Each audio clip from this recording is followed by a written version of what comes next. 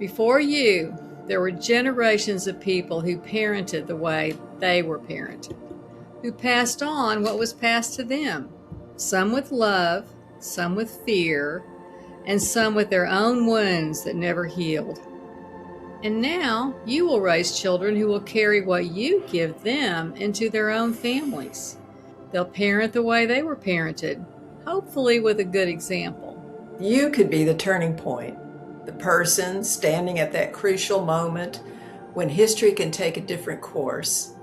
It's a huge responsibility, but it's also one of the most hopeful things about being human. Change begins with one person who decides to stop and look closely.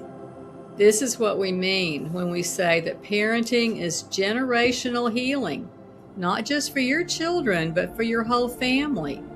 For the people who came before you with their gifts and talents, but also with unresolved pains, all is passed forward. And for the people who will come after, who will get something different because you chose to look, to see, and make it different. We've been building toward this conversation through all of our previous videos, and of course in the book, but today we get to the heart of it. We share some of the research in neuroscience while staying close to the human side, what it actually feels like to try to raise your children differently than you were raised, and why it's worth it even when it may be hard.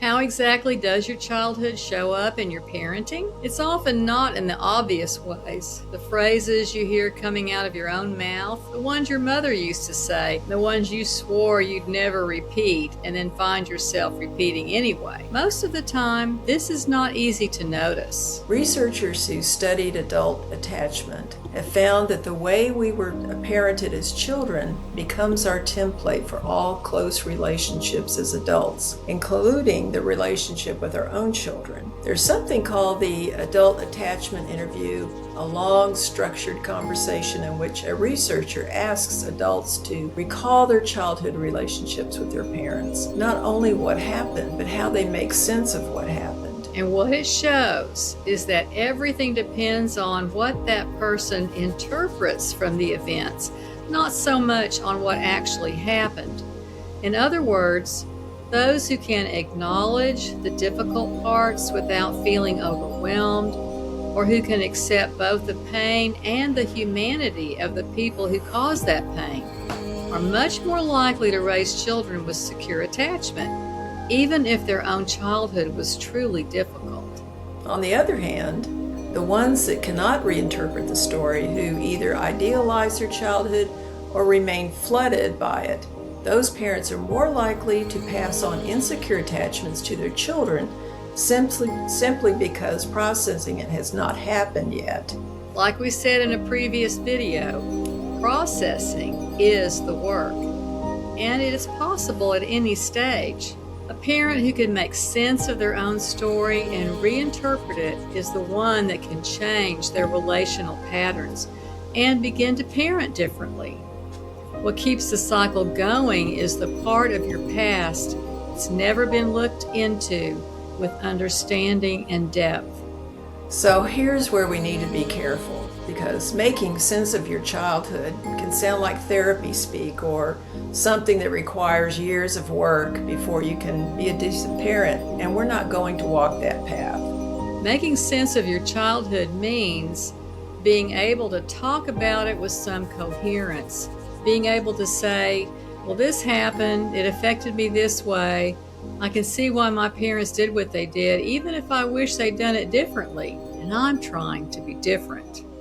So it's not a finished product, it's only moving in another direction than before. A study that we'll refer to as ACE, which stands for Adverse Childhood Experiences, is one of the most significant studies of the past several years, and we want to bring it to the attention of all the parents watching us. In the late 1990s, researchers at Kaiser Permanente in San Diego ran a massive study on the relationship between childhood trauma and adult health. The results were striking. The more adverse childhood experiences a person had, things like physical abuse, emotional neglect, household dysfunction, or witnessing violence, the higher their risk was for a long list of serious health outcomes in adulthood: heart disease, depression, addictions, even early death. What they found is that chronic stress in childhood, including, for example, needs that were consistently unmet, have visible, measurable, lasting effects on the body and the brain. It dysregulates the stress response system in a way that can persist well into adult life, affecting mental, emotional, and physical health. And they found the opposite too. The most consistent protective factor for lifelong well-being is a positive, stable relationship with at least one adult during childhood. The one person who was there, who responded to the child's needs, who made the child feel loved and safe, even imperfectly, even in the middle of hard circumstances. Alice Miller, the psychologist who spent her life studying the effects of childhood abuse, called these people enlightened witnesses, people who show up in a child's life and say, through their presence and their care, what is happening to you is not okay. You are worth more than this, and I see you. A parent or a grandparent, a teacher, a neighbor, anyone who offers consistent warmth and responsiveness that tells a developing brain, you're safe, you matter, and you're not alone. That is what secure attachment is. It's what we've been describing all along. You don't have to be a perfect parent to be an enlightened witness. You only have to be genuinely present, responsive, and caring. And according to this research, that's enough to change the trajectory of a life. This is what keeps us committed to this goal. Even after 30 years of doing it, choosing to raise your children differently than the way you were raised, by responding with love, repair, and staying present, something happens in you beyond your child's development. You begin to heal yourself, giving your child what you needed but never received. That act transforms you little by little and open yourself up to feeling and trusting again. There is research on this too. Parents who practice secure, responsive parenting report changes in their own emotional regulation over time. Gradually, they become more able to sit with difficult emotions in themselves, become more self-compassionate, and more able to name their own needs without shame because they have been practicing it with their children. And something else happens that we have watched happen in family after family, and that never stops moving us. When the parents change, the grandparents sometimes change too. Now, we've seen grandparents who were cold and critical become softer with their grandchildren because watching their adult child parenting differently gave them permission to be different too, something they had never been offered before. So the change goes forward.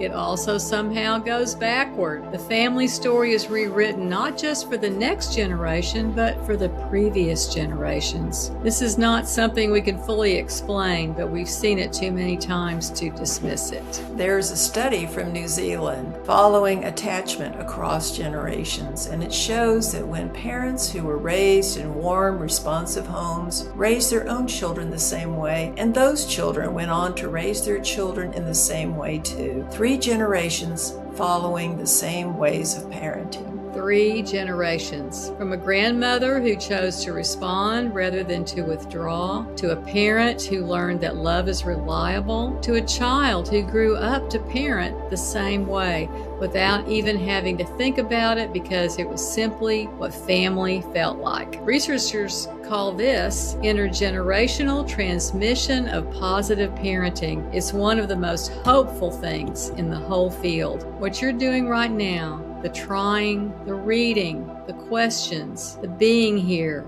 is the beginning of a chain of awareness.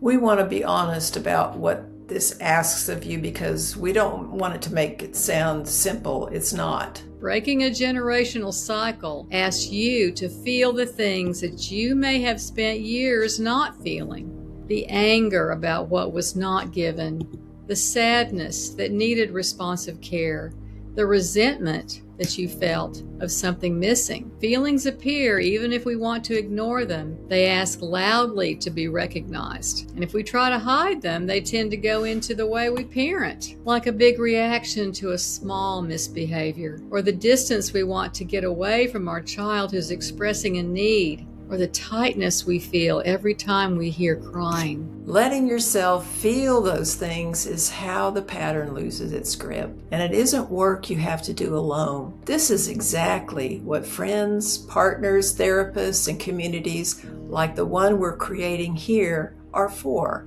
It's extra hard or even impossible to break a cycle in isolation.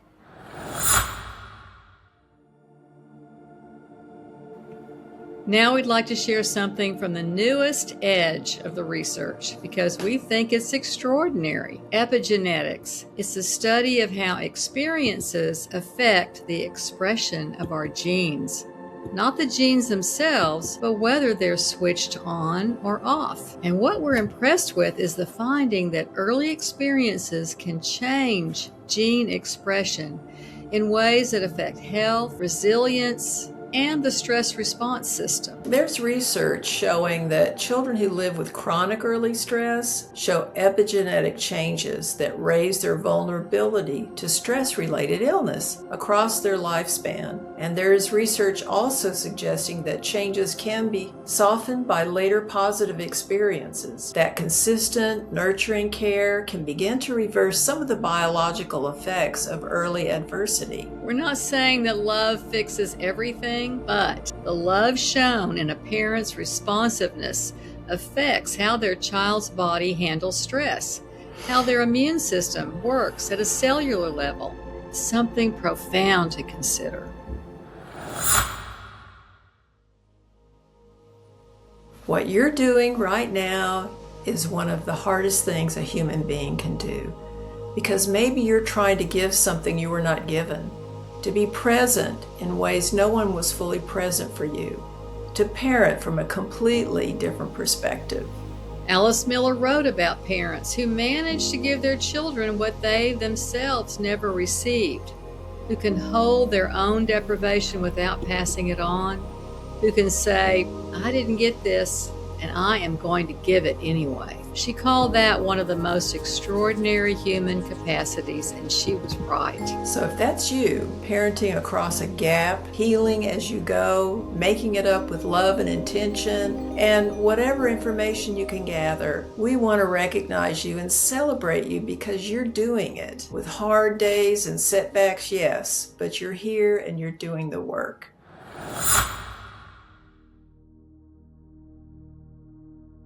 So we want to close with something that Barbara wrote in the early days of API, when we were still figuring out what we were building and why.